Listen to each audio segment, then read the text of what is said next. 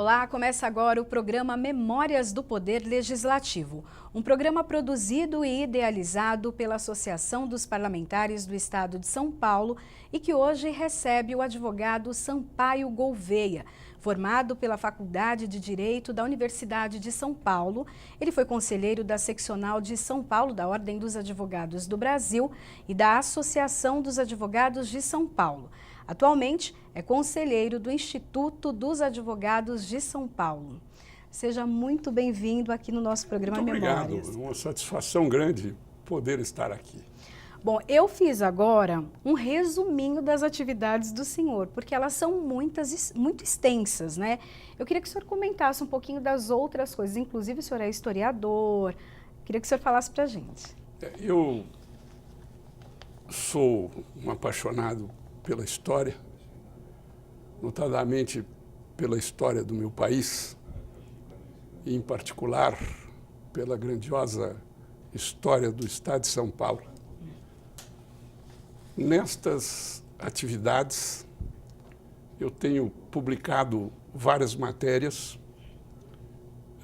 muitas das quais remontam às origens da nação brasileira, que constitui a minha grande paixão. Eu diria que o maior valor da minha vida é a brasilidade. É o culto e a valorização da pátria, porque acredito que a pátria é que pode inspirar na cidadania os melhores sentimentos de doação e solidariedade. É por isso até que o senhor se envolve em tantas instituições, por exemplo, o senhor é conselheiro também na Fiesp, tem outras entidades que o senhor também aconselha. Eu tenho a honra de participar na Fiesp do Conselho de Altos Estudos Estratégicos, onde eu sou integrante na qualidade de conselheiro. E sou convidado também a participar do CONJUR, que é o órgão que reúne os grandes juristas brasileiros em prol da discussão dos grandes temas jurídicos da atualidade. Amante de São Paulo, profundamente fascinado pela história deste estado e desta cidade. Duas coisas compõem o compasso sentimental da minha personalidade. A Faculdade de Direito do Largo de São Francisco, a Santa Casa de Misericórdia de São Paulo, onde eu sou antigo mesário, o Conselho da Fundação Arnaldo Vieira de Carvalho, que é a entidade mantenedora da Faculdade de Medicina de São Paulo, e o glorioso Instituto Histórico Geográfico de São Paulo, que eu diria que seria a pérola do que pudesse ser alguma coroa que a gente pudesse imaginar poder ostentar. Muito embora eu seja radicalmente republicano. Eu só usei a metáfora para entender quais são os grandes amores. E nós, como seres humanos, nada mais lógico de que, num momento como este, onde estamos compartilhando a nossa vida com tantas pessoas, nada melhor nessa hora do que falar de amor. Bom, todos o conhecem, né, como Doutor Sampaio Gouvêa. Mas, na infância, havia ali um apelido. Eu queria que o senhor contasse um pouquinho da infância do senhor, para que chegasse, então, a ser esse grande jurista. Como foi o comecinho? Que a gentileza sua, o tamanho que atribui, embora o meu esforço seja grande para tentar ser um bom advogado. Eu nasci em São Paulo, mas, certamente, eu sou o único cidadão de Santa Cruz do Rio Pardo, é uma cidade do interior de São Paulo, nascido em São Paulo. E lá eu passei a minha infância. Eu diria que entre as Mangueiras e os Laranjais. E foi uma época de extrema felicidade e de muito estudo, porque eu tive uma educação primária muito rigorosa.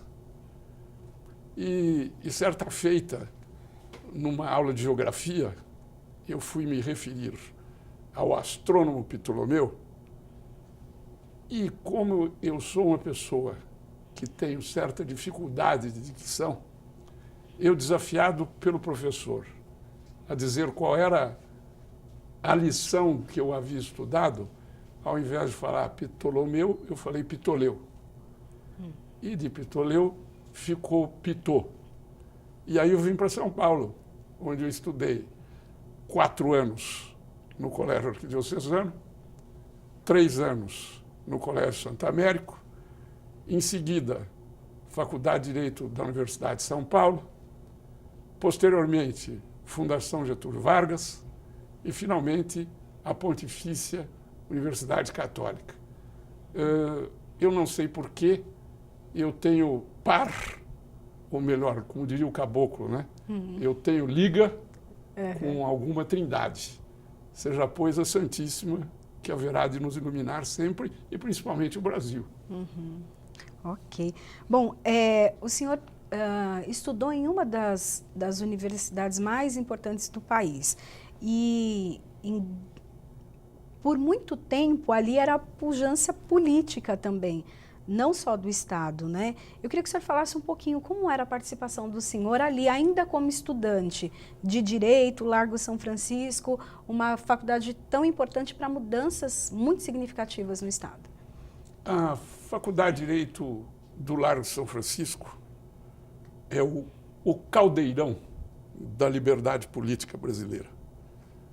Dali é que veio tudo para o Brasil.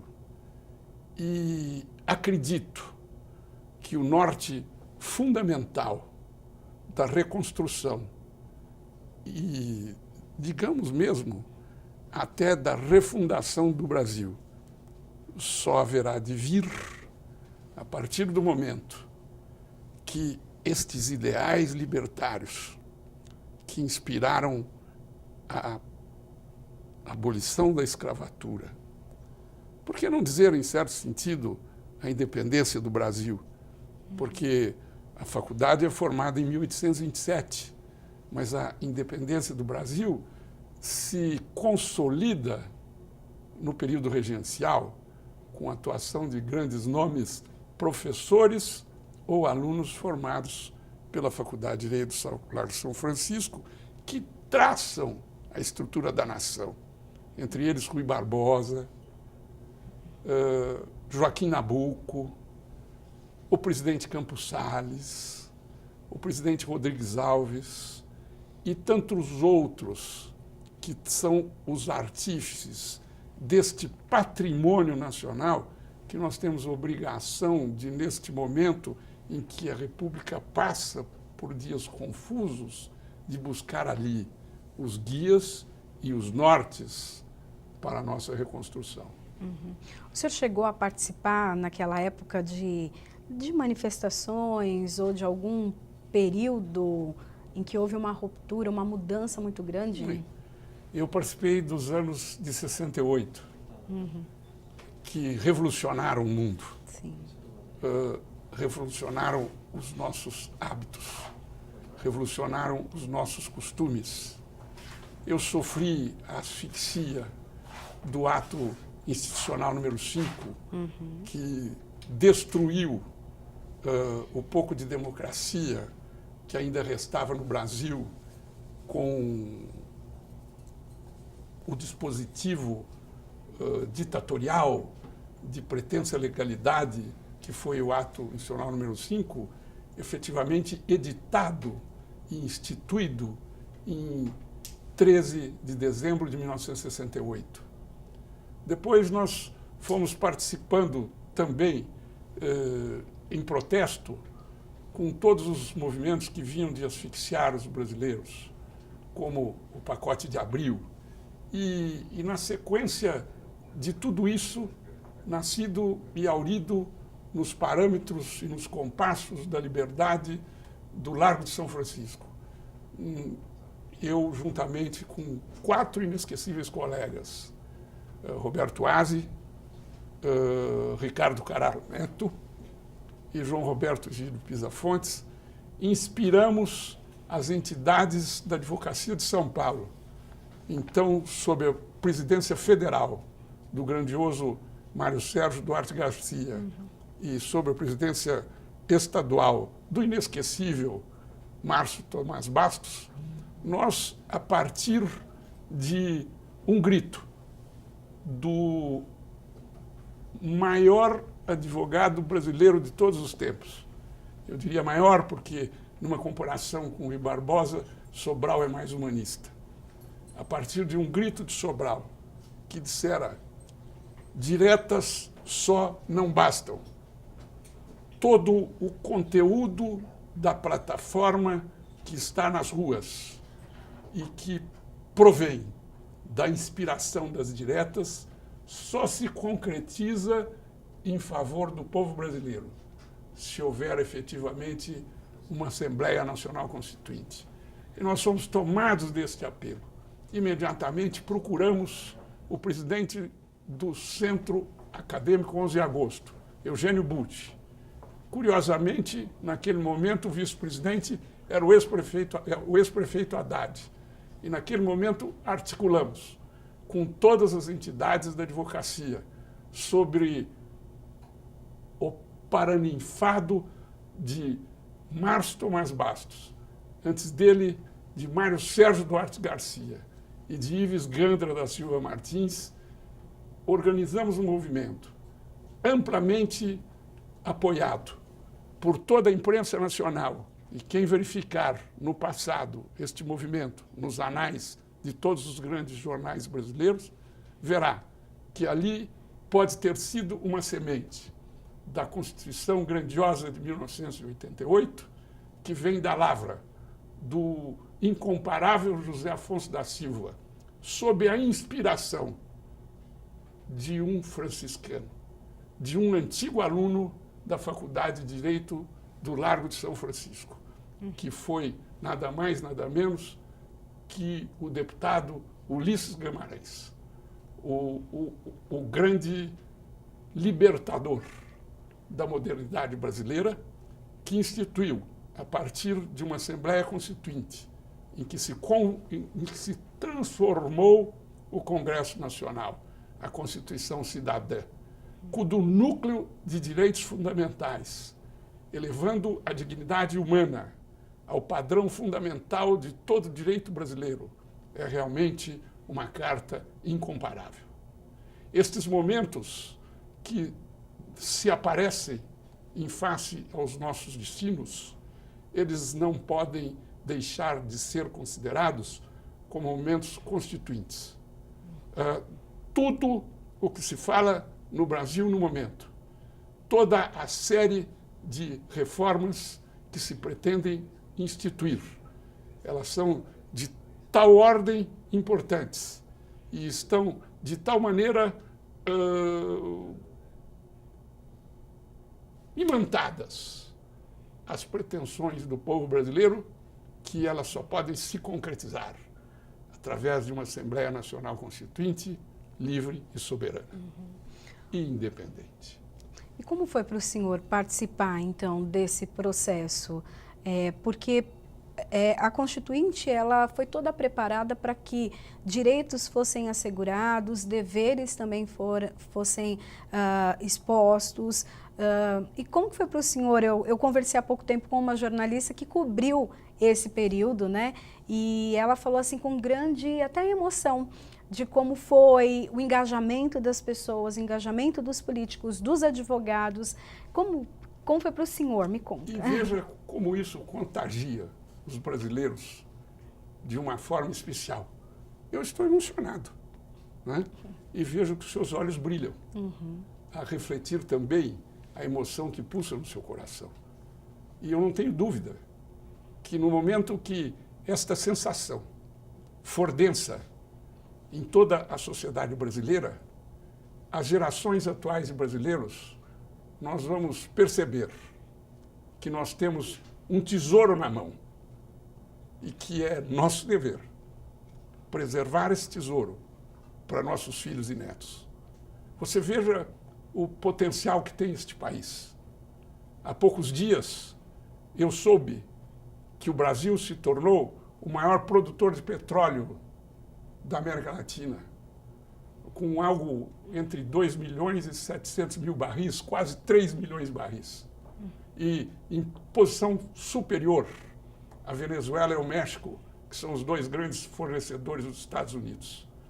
Se nós formos ver o nosso potencial agrícola e o nosso potencial mineral, é algo que deve certamente inspirar as nossas responsabilidades no momento de preservar esta nação que nós recebemos de nossos antepassados e que temos o dever de deixar aos nossos filhos, netos e bisnetos. Mas aí é uma questão de risco, é pegar ou largar. Ou assumir agora a consciência da brasilidade e saber que dentro desta consciência patriótica não existe interesses pessoais, só existe o interesse da nação. Se nós nos mantivermos neste caminho e tivermos a convicção de que não existem varianças pessoais, não existe a candidatura de A, B ou C, existe a lei como norte fundamental da coisa pública, que é a república. E esta lei impessoal, poder tem que ser impessoal. Poder não pode ter o meu nome, não pode ter o seu nome, não pode ter o nome de quem quer que seja. O poder é do povo. E o poder só será do povo se a lei existir. E a lei haverá de emanar de uma Assembleia Nacional Constituinte que reordene o direito brasileiro. Porque a Constituição de 1988, ela é maravilhosa. No entanto, o número de emendas que nela se fez transformou-a em algo como sendo uma no cravo e outra na ferradura. Você tem a disposição que permite e, paralelamente, você tem a disposição que não permite. E esta confusão que se instaurou na Constituição brasileira, hoje se espalha por todos os setores do direito brasileiro. Nós temos uma lei que dispõe sobre a forma das leis serem feitas. Repito, nós temos uma lei que dispõe sobre as formas das leis serem feitas. Quer que eu lhe diga, esta lei é a lei mais desobedecida e mais vilipendiada dos nossos dias. Nós pegamos um diploma legal que vem desse desrespeito e ele trata atabalhadamente de temas os mais díspares possíveis. Então, o que cumpre aos brasileiros é fazer um novo encontro, estatuir um novo consenso dentro das regras de uma nova Constituição, que trace o denominador comum da cidadania impessoal. Quem é o autor principal da nossa história política no momento? Não sou eu, não é você, não é fulano, não é Beltrano. O ator principal da restauração e da regeneração do Brasil haverá de ser a República Federativa do Brasil. E como é advogar, né, no meio político, né, nessa questão da política, com os políticos, pelos políticos, como o senhor vê essa questão? Não há governo sem política e não há política sem políticos. Nós passamos um momento onde o político quer dizer que não é político. Contudo, isto não parece ser uma coisa adequada, porque a coisa pública é para ser gerida por quem tenha experiência em administrá-la. Eu posso ser um excelente presidente de banco, mas dificilmente eu serei um bom político, porque aí existe aquela questão que popularmente se chama jogo de cintura. E a função principal do político é arbitrar os conflitos tendentemente à harmonia e à solidariedade. Não existe na política uma razão última que seja econômica, técnica ou excessivamente material. A política é como se fora uma agulha e uma linha, que passando entre os botões, cose a roupa que há de proteger o povo no momento das intempéries. E a intervenção ou tentativa de intervenção de um poder para o outro, de uma função para outra, quando a gente vê, no caso legislativo, judiciário, como o senhor vê isso? A Constituição de 1988, acredito que no inciso 11º de seu artigo 49, permite ao Poder Legislativo afirmar-se contrariamente aos poderes que interfiram nas suas prerrogativas. Existe uma judicialização da política. E esta judicialização se faz de maneira imprópria. Eu rendo homenagem aos ministros do Supremo Tribunal Federal. São pessoas que constituem certamente aquelas das que entre nós estamos todos bem intencionados em construir o país. Mas o Supremo está reescrevendo a Constituição brasileira. Isso ele não poderia fazer. Isto não compete ao Supremo. Isto compete à Constituinte, ao Constituinte derivado na Assembleia, ou Constituinte originário, na Assembleia Constitucional, na Assembleia Nacional Constituinte, ou ao Constituinte derivado. A intromissão do Poder Executivo no Poder Legislativo, através das medidas provisórias, usadas abusivamente, tira a pauta e tira o prumo da discussão política. Então, é muito importante que a gente tenha esta noção. Vemos também o Ministério Público, que na Constituição de 1988, felizmente, ganhou o apanágio de um grande defensor da cidadania e da coisa pública. Não obstante isso também seja uma obrigação da Ordem dos Advogados do Brasil, mas sem os poderes que o Ministério Público tem. Mas o Ministério Público precisa lembrar que ele não é um poder, não é? Nós estamos atravessando um momento onde em todos os lugares existem exageros. Eu diria que este é um momento em que os brasileiros, de uma forma geral, têm que parar e pensar criticamente sobre sua atuação e impessoalizar-se ao máximo, porque não adianta eu sair, enquanto membro do Ministério Público, procurando invectivas de toda ordem contra esta ou aquela postura que eu considero absolutamente ilícita. Existe uma regra, existe uma construção que também o Judiciário haverá de refletir, existe uma construção que é uma construção da civilização. Nós paramos e vemos muito da legislação de exceção que já está sendo aplicada neste país, como nós estamos vendo hoje, com medidas absolutamente draconianas, elas são originárias do processo legal da Sagrada Inquisição, que foi um instrumento do radicalismo religioso contra a liberdade de religião. Então, não pensemos nós que nós estejamos num avanço. Combater a corrupção é muito importante, mas não é responsabilidade de momento, não é responsabilidade circunstancial deste ou daquele setor de pensamento. É uma responsabilidade permanente de todo o Ministério Público, da Justiça brasileira e da cidadania brasileira. Então, quando diz, vai acabar com a Lava Jato, não, eu acho que tem que continuar a Operação Brasil. Não é Operação Lava Jato, é Operação Brasil.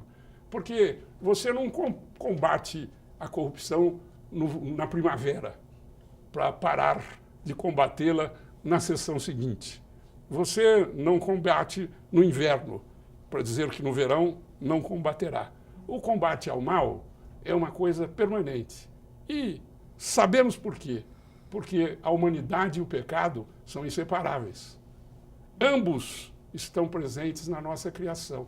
Agora, depende da nossa inteligência, nesta dicotomia de bem e mal, que constitui a humanidade, construir o bem em detrimento do mal. Isto não é de nenhuma operação exclusividade.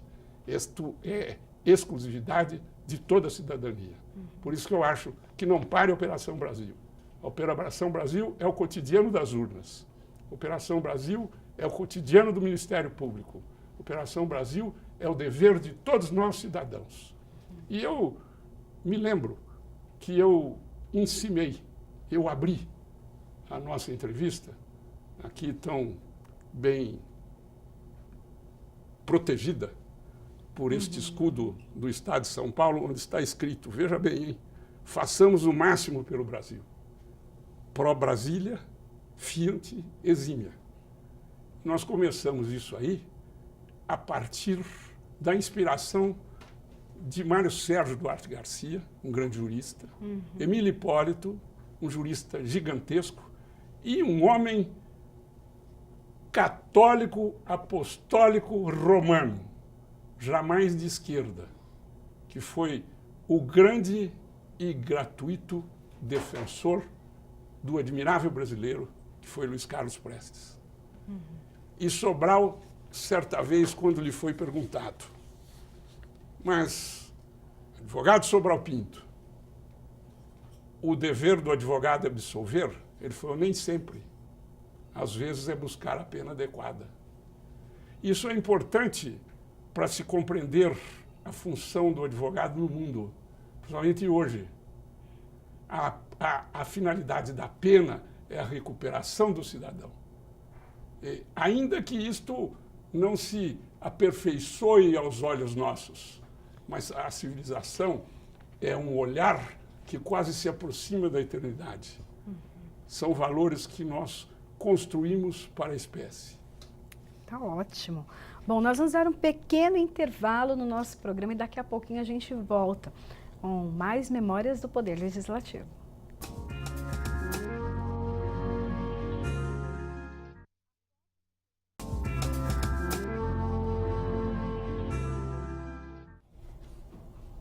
Estamos de volta com o programa Memórias do Poder Legislativo, um programa produzido e idealizado pela Associação dos Parlamentares do Estado de São Paulo. Hoje eu recebo o advogado Sampaio Gouveia. Bom, a gente tem uma foto aqui para mostrar no nosso telão e eu queria que o senhor falasse um pouquinho dessa foto, que é tão importante para o senhor e para a história. Eu acho que isso aí foi o começo da campanha pela Assembleia Nacional Constituinte, que constituiu a Constituição de 1988, que está em vigor. Eu estou ali jovem e cabeludo. Não é peruca, não. São fios de cabelos realmente originais. À minha esquerda, o grande advogado paulista, Emílio Hipólito, que é considerado um prócer do Instituto dos Advogados de São Paulo. Eu me apoio em Emílio Hipólito, à minha direita, e do lado do coração, eu me apoio em Sobral Pinto. E tenho as luzes condescendentes do que eu considero o príncipe da advocacia brasileira, que é o advogado Mário Sérgio Duarte Garcia. Eu acho que isto aí foi um jantar que houve na Rua Maranhão, onde havia um buffet. E a presença dos estudantes aí foi marcante. O burburinho que se fazia em prol da busca de um novo direito era muito grande. Tempos depois, Sobral lança o grito ao qual já me referi. Direta só não basta. Viva a Assembleia Nacional Constituinte. E um momento marcante deste evento, que também seria o quinto elemento desta foto, a presença dos estudantes das arcadas, que constituem a inspiração de todos os grandes movimentos brasileiros. Quando o então recém-formado advogado Ricardo Carrara Neto declamou a Tomada de Assunção, que é um verso de Tobias Barreto, e que os revolucionários de 32 incorporaram ao cancioneiro acadêmico. Então ele diz assim: quando se sente bater no peito, heróica pancada, deixa-se a folha dobrada enquanto se vai morrer. Eu acho que a marca desta foto, a inspiração desta foto é esta, digamos assim, o vértice, o prumo em direção à Assembleia Nacional Constituinte, que continua sendo as grandes verdades carentes do povo brasileiro. O Brasil nasceu sob o signo da liberdade. Antes de 1964, nós tínhamos a luta pelas reformas de base, que eram 10 reformas, que não se concretizaram. Hoje essas aspirações estão densas e latentes em todos os brasileiros, sob a égide da liberdade, da democracia, da compreensão, da solidariedade e, sobretudo, da paz. E a paz, sabe quem faz a paz? A paz são os políticos que a fazem. E é muito importante a gente ter esta reflexão, porque o político não se faz num dia. O político se faz com muita curtição, com muito aprendizado e, sobretudo, com muita renúncia. E acredito que esta foto represente muitos desses valores. O senhor se emociona, né, para falar desse momento, porque dessas pessoas. São momentos palpitantes da nossa vida, né? E o que seria de nós se não fosse emoção, né? Não podemos ser anódinos, né? Verdade. A poesia é a razão da vida. Você pega, por exemplo, o hino nacional brasileiro, é uma maravilha.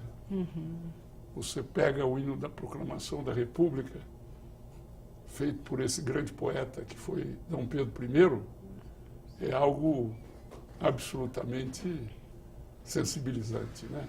Ninguém constrói pátria sem emoção. Esse momento e até os seguintes foram momentos muito importantes, né? O senhor acha que hoje há necessidade de uma reforma do judiciário? Para a gente, né, mudar um pouquinho o assunto, mas é um reflexo, né, de tudo que já foi feito, construído, analisado, e hoje nós temos o judiciário. O senhor acha que precisa de uma reforma?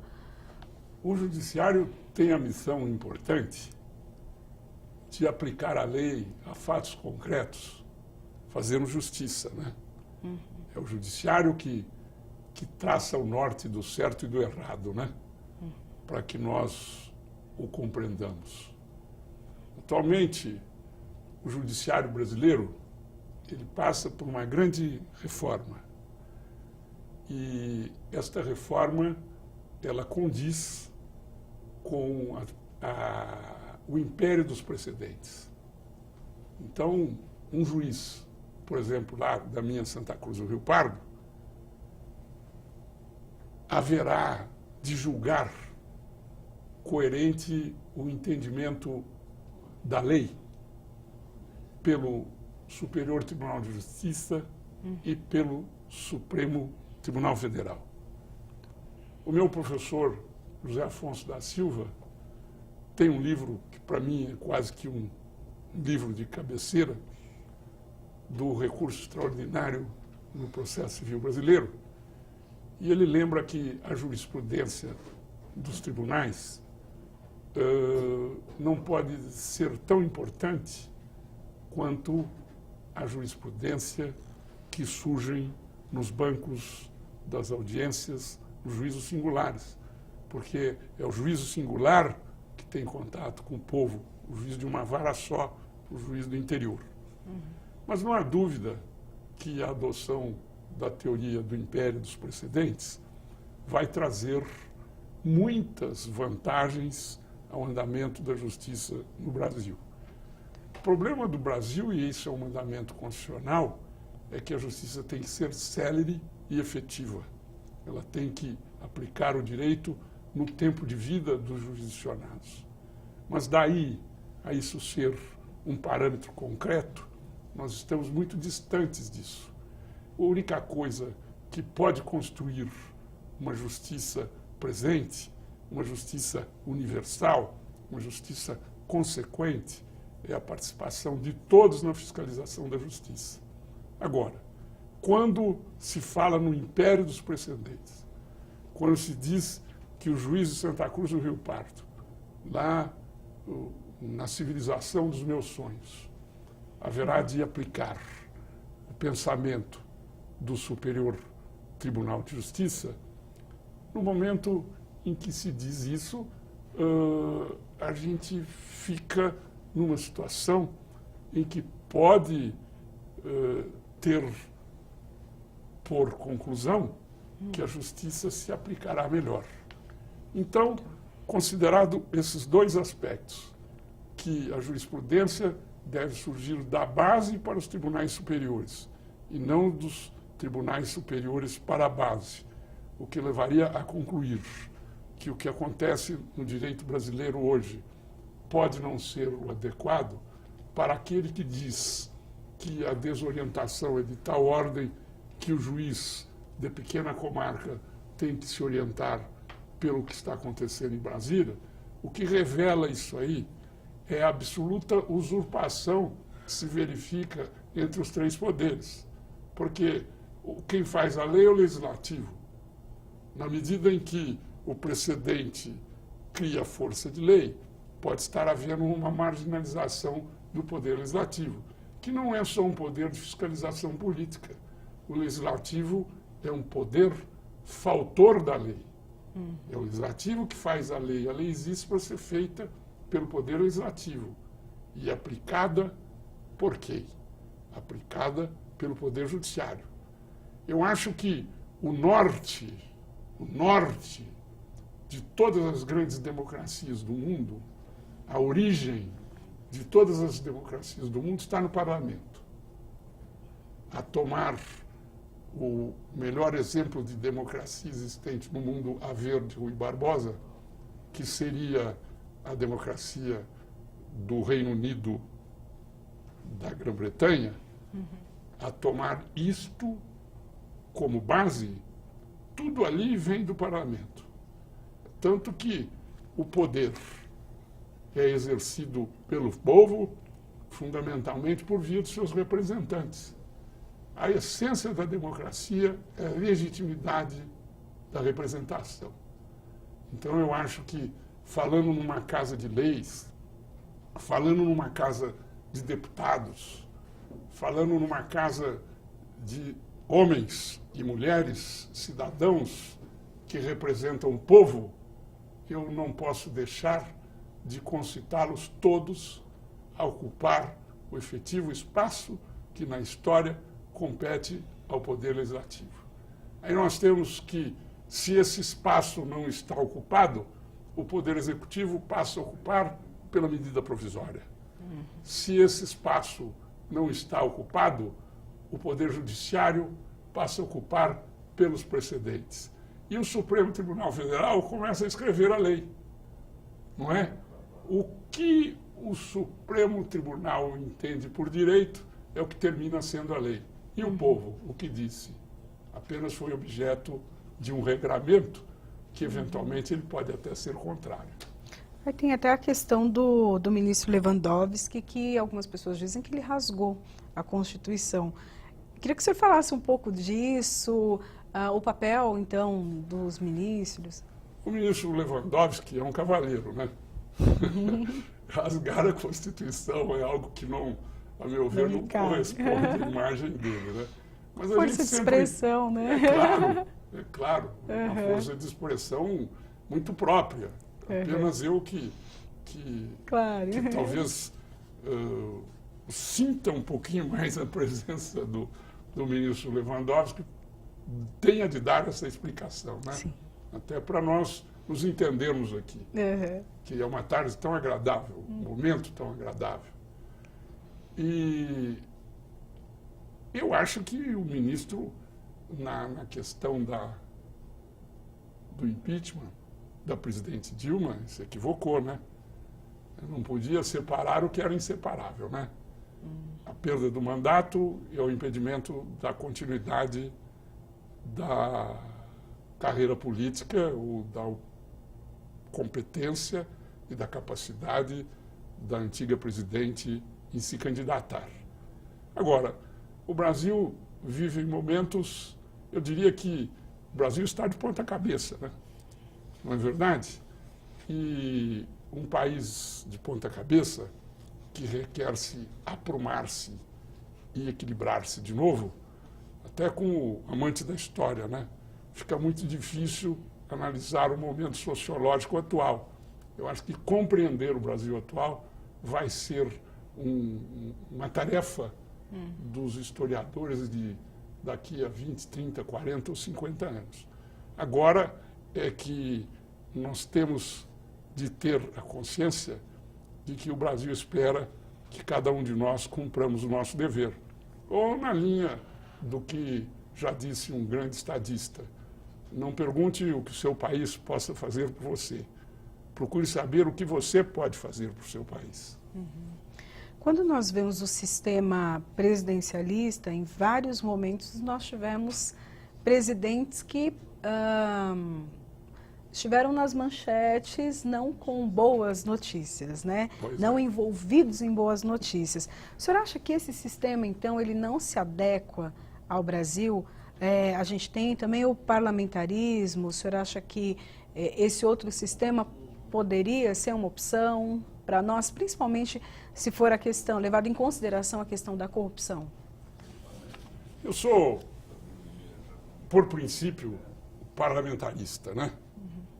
O sistema presidencialista no Brasil é uma causa de crises gravíssimas, né?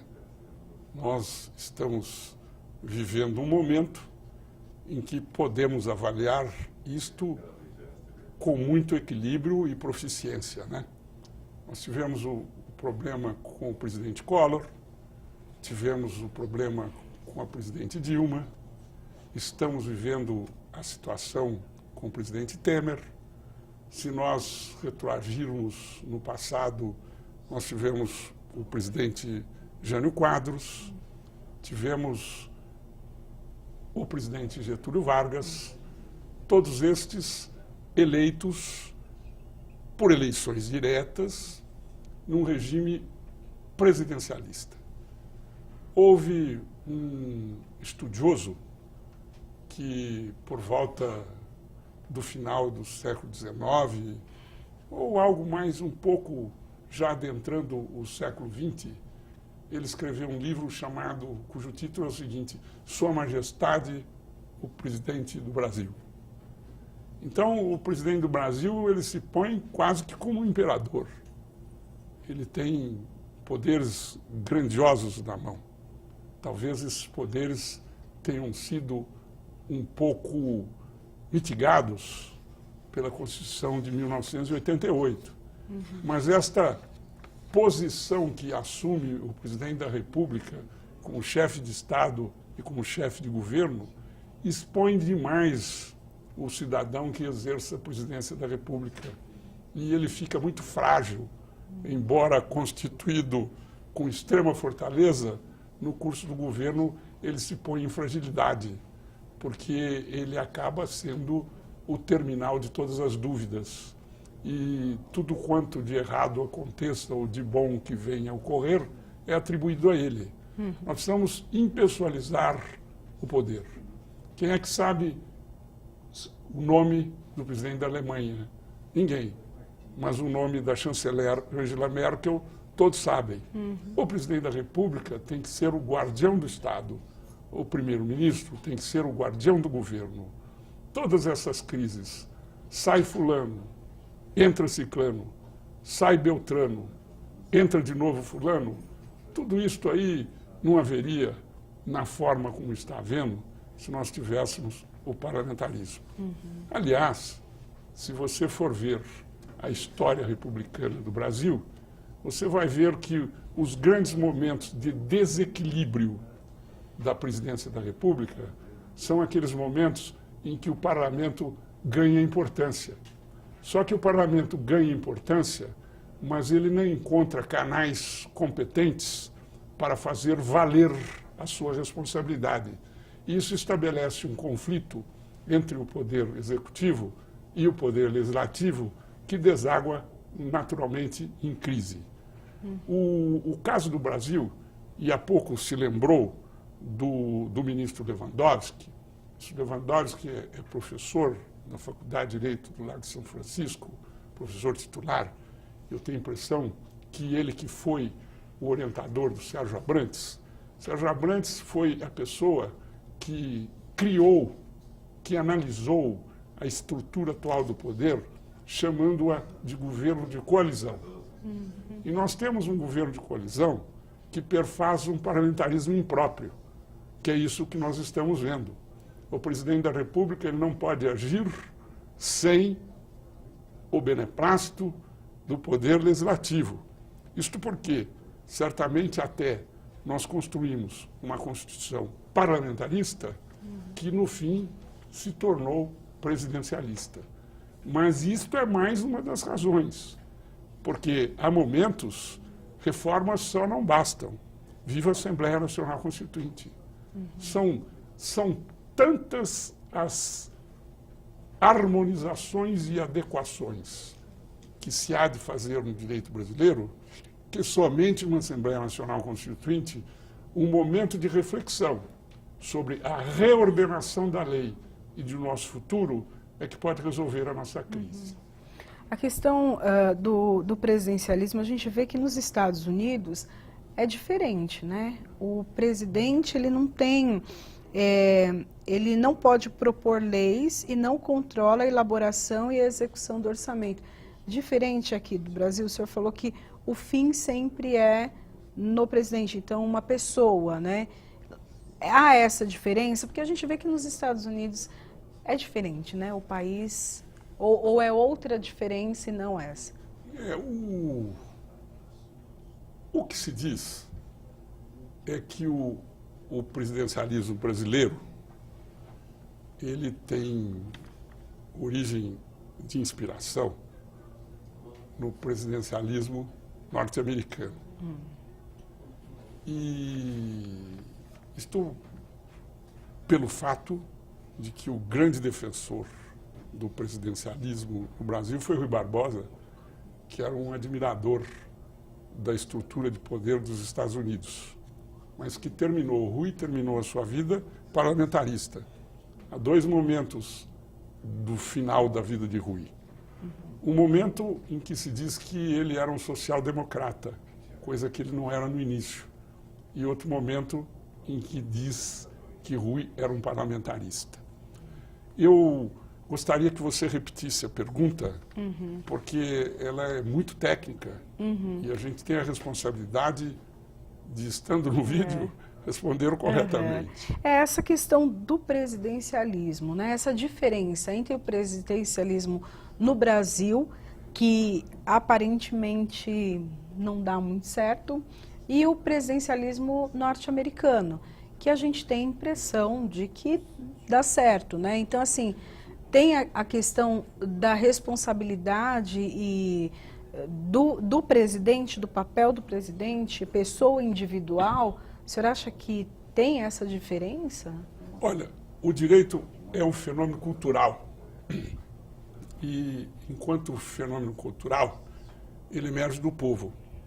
Existe um intercâmbio entre culturas, mas nós não podemos dizer, jamais, que... Perdão.